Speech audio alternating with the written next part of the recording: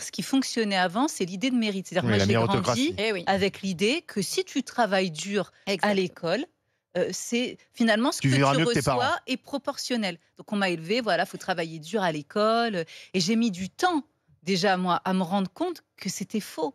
Déjà pour ma génération. C'est-à-dire que je me suis rendu compte que finalement, maintenant avec le bilan, entre ceux qui ont travaillé dur et ceux qui ne foutaient pas grand-chose, mais venaient de telle famille, ceux qui ne foutaient pas grand-chose, mais filoutaient un peu. Finalement, d'un point de vue matériel, ceux qui vivent mieux, c'est pas ceux qui travaillaient le Exactement. plus dur.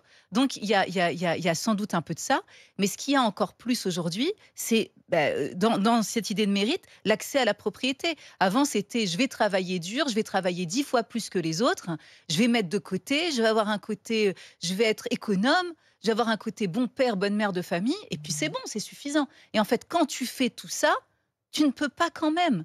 Et ça, c'est dur, parce que c'est la valeur de ta propre sueur. Vous voyez, c'est ma sueur qui est démonétisée.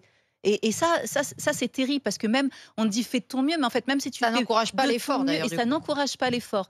Et c'est d'autant pire que dans un même temps, on a eu les réseaux sociaux, il ne faut pas oublier Internet et TikTok, où on a l'illusion de la facilité Exactement. et de la richesse et de l'abondance. C'est-à-dire qu'on a, voilà, les enfants grandissent avec devant eux des gens, regardez TikTok, tout le monde a des appartements incroyables. Ouais.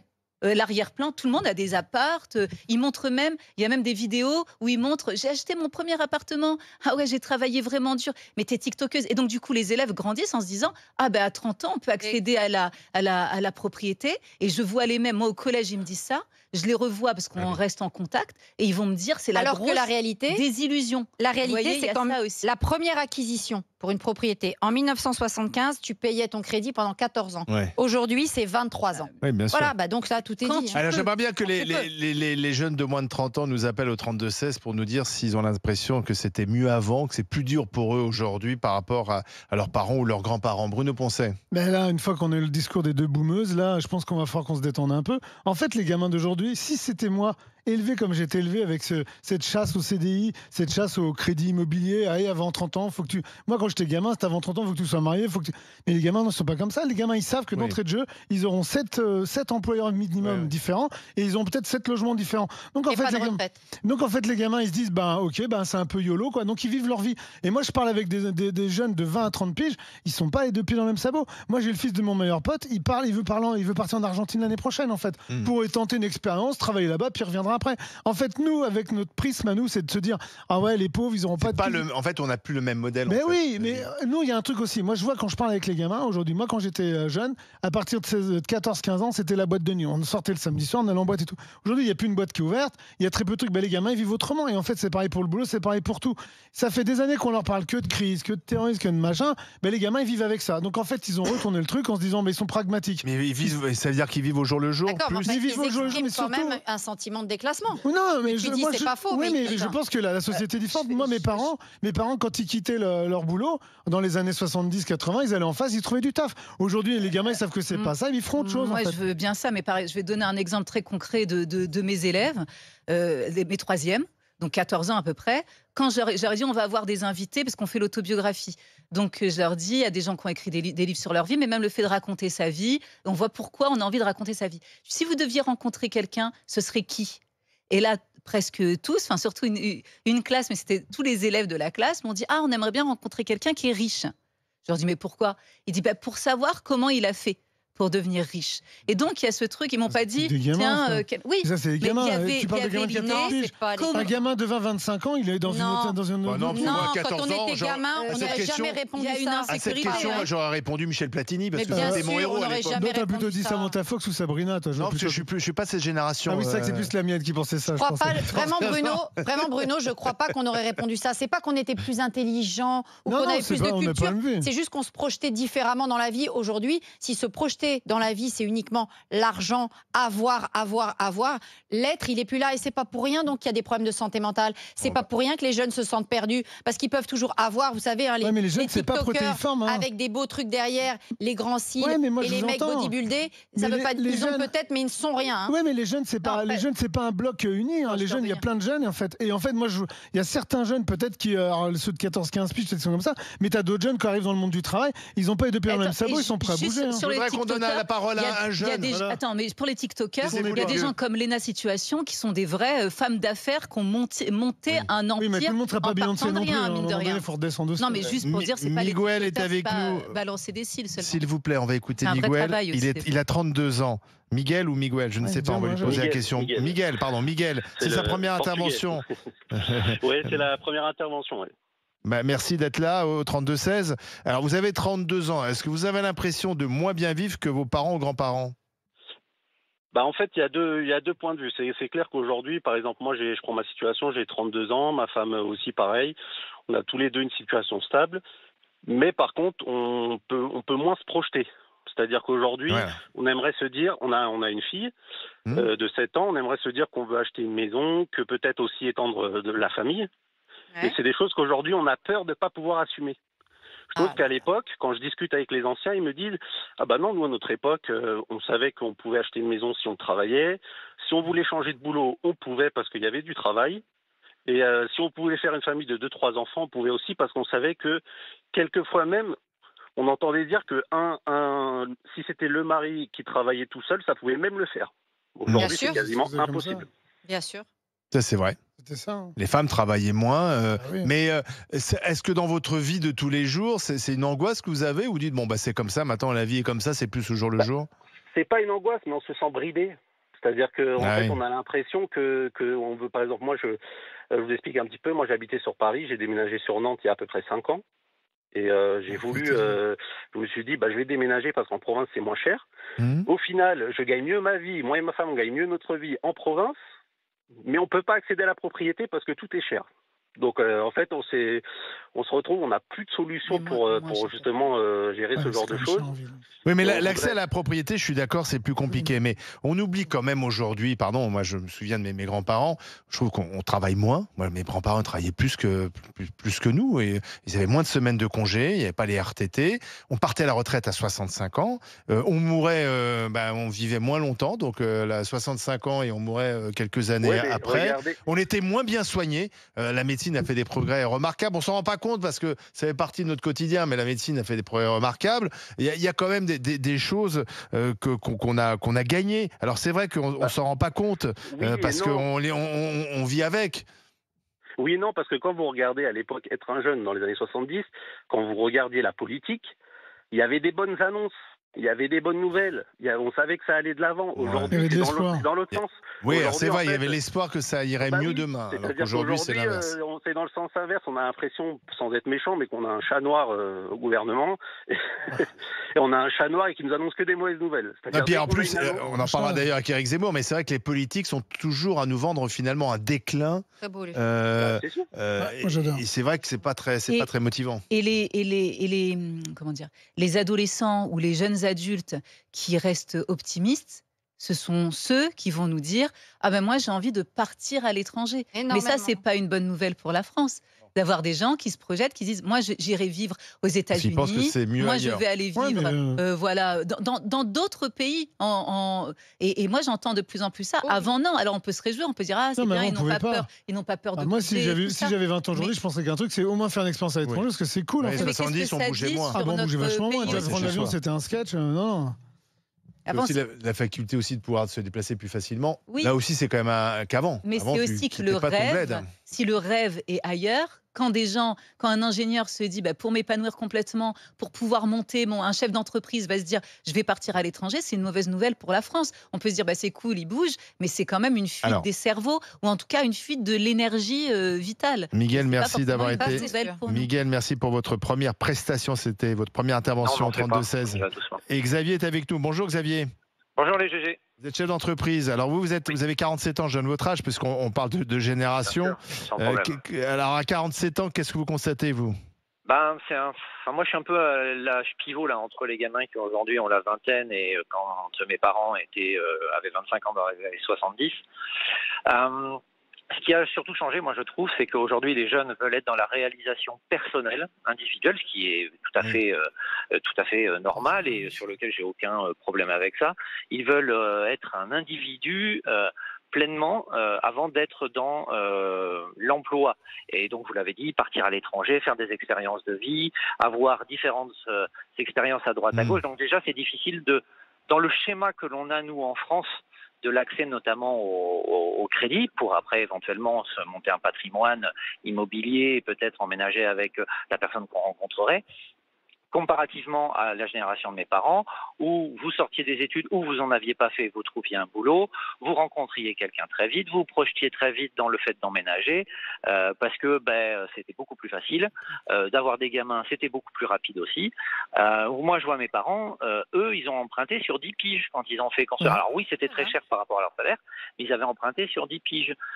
Nous, c'était complètement différent. Et puis moi, j'ai vu arriver, surtout parce qu'avec l'âge que j'ai, c'est dans les années 2000, quand vous achetiez un bien qui coûtait 1 million de francs avant les années 2000, c'était un château, quoi. Hein. Ouais, sauf que clair. quand c'est passé à l'euro, les 1 million de francs, c'est devenu 150 000 euros.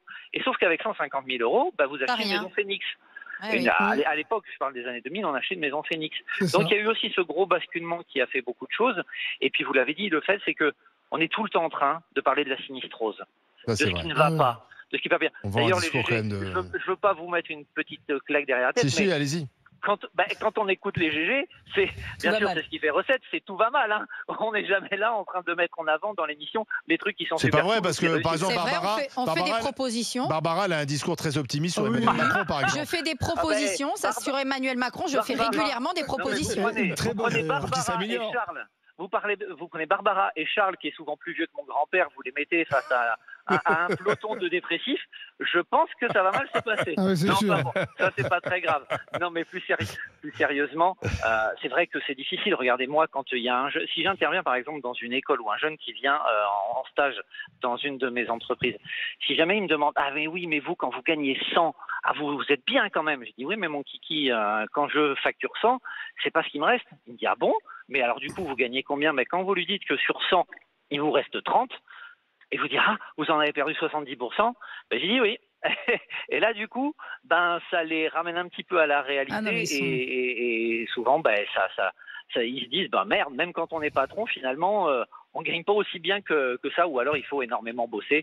Et ça aujourd'hui, pour faire ses réalisations personnelles, comme on a beaucoup plus de loisirs qu'avant aussi, on s'est créé des dépenses et des pertes qu'on de n'avait temps pas de avant. travail. On qu'on avait n'avait moins pas de temps consacré au loisir, ça c'est. On a demandé au 32-16 aux jeunes de réagir. Ils sont là, on va leur donner la parole. Mais on parlait d'un document. Tout à l'heure, Fatima, sur le sujet J'ai peur. concernant Emmanuel Macron, disait que finalement, il y a 5 ans, je faisais déjà le même constat Même il y a 10 concernant ans, Emmanuel c'est Macron. Eh bien, on a retrouvé cette archive Je il y a pense que c'était 5 une ans. blague. Regardez, écoutez. Il faut faire quoi pour être entendu? Sérieusement, il faut faire quoi? On vient, on dénonce, il faut parler, il faut venir, on fait des émissions, on vient dénoncer, mais on dénonce la même chose. On arrive à un point où soit on entend les gens, soit vraiment on va dans le mur et on va y aller tous ensemble. Et non. donc c'est pas parler, c'est pas un remaniement de mascarade avec le Jeff Panaclock de la politique, Emmanuel Macron, qui va juste changer sa marionnette et on va dire aux gens, vous êtes contents, on a changé quelque chose, on a changé quoi que ce soit. Et quand les gens calmes comme moi s'énervent, c'est vraiment qu'on a atteint un point de non-retour. Parce que vraiment, je suis calme d'habitude. Oh la vache. Ah ouais, j'étais vraiment C'était un coup de énervée. gueule, énervé, t'avais la dis donc. voix même Ah oui, mais je me émue, rappelle hein. parce qu'il y avait, c'était un contexte très particulier parce qu'il y avait les grévistes. Il y avait beaucoup Ouais. de grévistes. Et donc, même pour venir, moi, je m'étais dit, C'était en on juin était venus, on 2020. avait traversé tous les grévistes et je voyais des grévistes qui étaient là. Et je me suis dit, mais les pauvres gens, ils sont là, personne les entend. Et on répétait. Et j'ai arrêté l'émission après parce que je me suis dit, mais même moi, je participe à cette mascarade finalement à répéter. Après, je me suis dit, faut bien que quelqu'un le dise parce que finalement.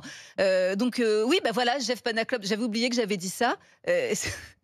C'est vraiment ça. C'est vraiment pas. Vous voyez, on est non, quand même en tu avais- démocratie tu as dit la- parce la que j'ai pure critiqué vérité. le président et j'ai pas eu de redressement fiscal. Non, mais ça va pas méfie-toi tarder. quand même. Non, mais- Saïna est avec nous, elle a 21 ans, elle nous appelle du Gard. Bonjour. Oui, bonjour. Vous êtes employée polyvalente, c'est votre première intervention. Merci de nous appeler au 32-16. Alors, est-ce que vous avez l'impression, vous, à 21 ans, de vivre moins bien que peut-être vos parents ou vos grands-parents? Oui. Peut-être pas au niveau des soins. Au niveau des soins, on a pas mal eu des progrès quand même, malgré les années qui sont passées. Mais au niveau des biens immobiliers, tout ça, c'est vrai qu'il y a une grande différence. Avant, un couple, il n'y avait qu'une seule personne qui travaillait. Ouais. On pouvait subvenir aux besoins de la famille, acheter un bien immobilier. Là, maintenant, je suis toute seule. Je n'ai pas d'enfant.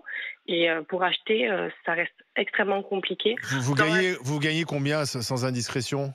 Alors, j'ai des primes et avec les heures supplémentaires, il y a des mois où je peux arriver à 1 800 € et j'ai un 13e mois. Ouais, mais 1 800 € pour se loger aujourd'hui, c'est compliqué. Ouais. C'est compliqué, oui. J'ai une question Faut à qu'on vous ait ça. poser.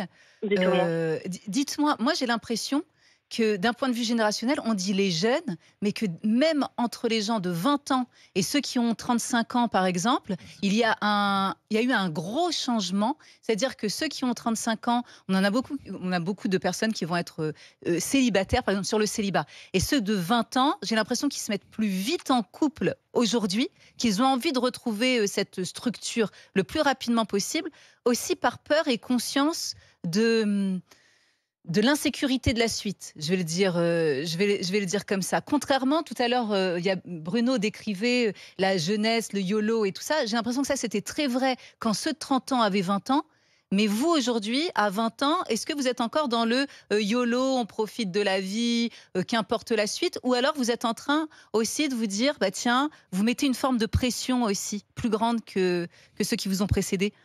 Oui, je me mets une pression parce que du coup, je vois l'avancée des choses et je me dis, j'en ai 21 ans aujourd'hui, mais pour profiter pour quoi faire? On peut pas.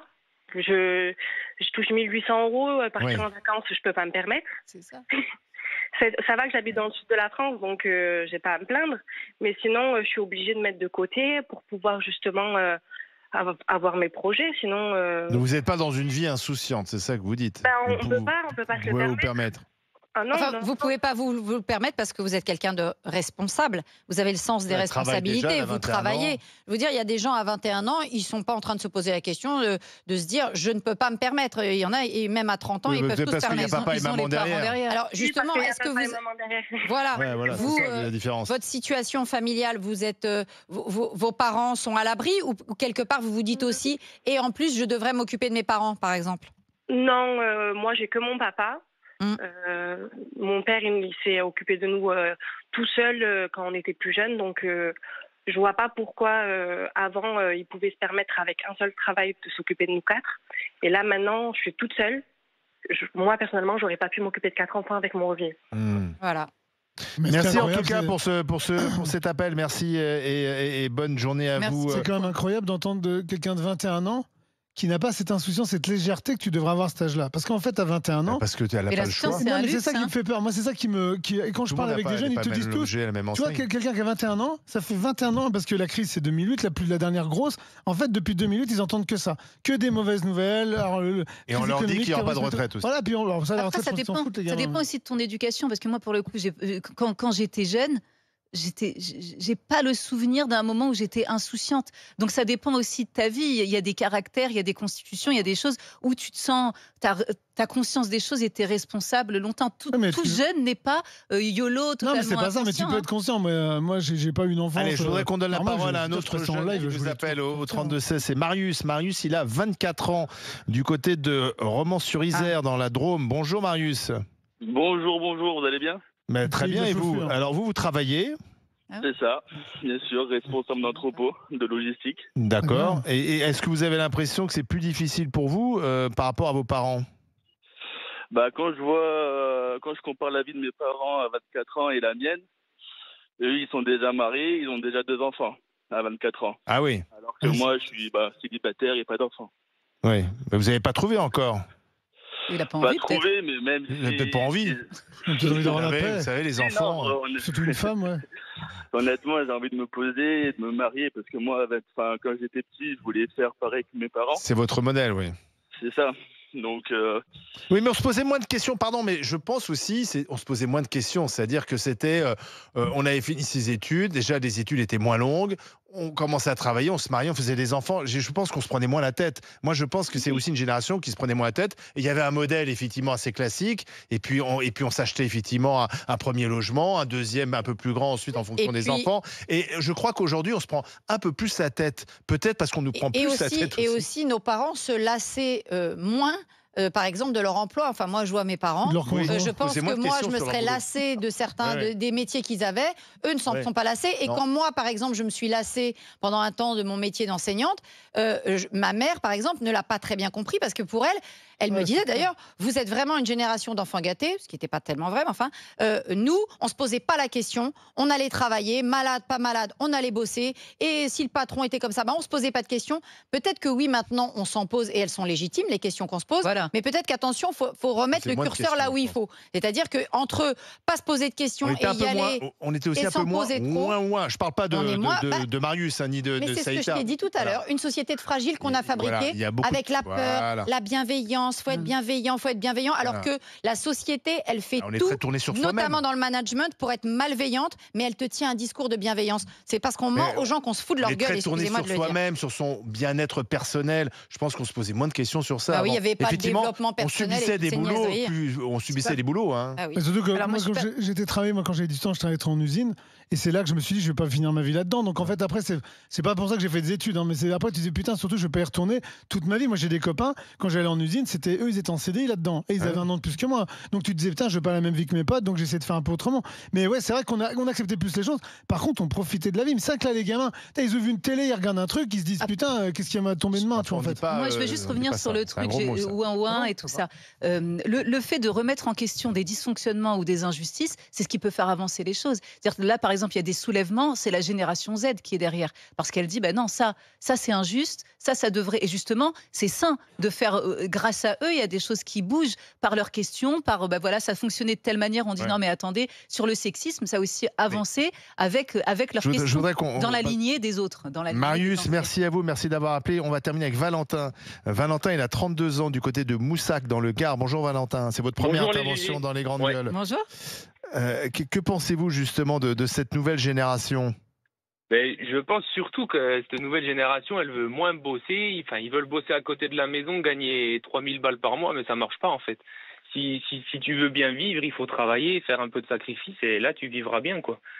C'est ce que je fais moi et ma copine, et voilà, ça marche, quoi. Ça marche. Donc là, vous vous plaignez pas, vous ? Sur certains trucs, on peut se plaindre un peu. On est propriétaire, donc taxes foncières, tout ça, voilà. Mais après, voilà, c'est la vie qu'on a choisie. Et là, en ce moment, actuellement, je suis en déplacement, donc je vois pas ma femme de la semaine. Mais voilà, c'est comme ça. Ouais, mais parfois, ça fait du bien. Ça fait du bien. on va pas dire ça parce qu'elle m'écoute. Donc, elle vous écoute. Bon, alors. Mais vous l'avez bien pensé très fort. Vous l'avez pensé très fort. Voilà. Mais voilà, après. Donc, faut faire des sacrifices. On peut pas gagner 3000 € à côté de la maison à faire 35 heures par semaine. Oui, mais vous avez entendu le témoignage notamment de Saïta. Elle gagne 1700, 1800. Je pense qu'elle a l'air d'être quelqu'un qui travaille, qui se débrouille tout seul parce qu'elle peut pas être aidée. Et elle dit, je suis un peu coincée parce qu'avec 1800, je peux pas acheter. Mais moi, je connais des jeunes qui travaillent, qui d'ailleurs ont fait des études. On fait des masters et se sont finalement dit, en fait, mon master en management de je sais pas quoi, ça sert à rien. Ils font des métiers un peu plus manuels où là, ils peuvent aussi monter dans la boîte. Et à côté, ils bossent, et excusez-moi de le dire, ils bossent un peu au black. Et donc, ils se font des bons salaires mensuels. Et pour ceux que je connais, ils me disent, on le met de côté une grosse partie, parce qu'on est encore chez papa-maman, par exemple. Et au moins, moi, je vise que vers 40 ans, 42 ans, 45 ans, je ralentirai. Mais là, je vais bosser à fond pendant 25 ans. Ça, ils verront que c'est... Ouais, mais au moins, là, ils bossent à fond. Bien sûr. Voilà. Bien sûr.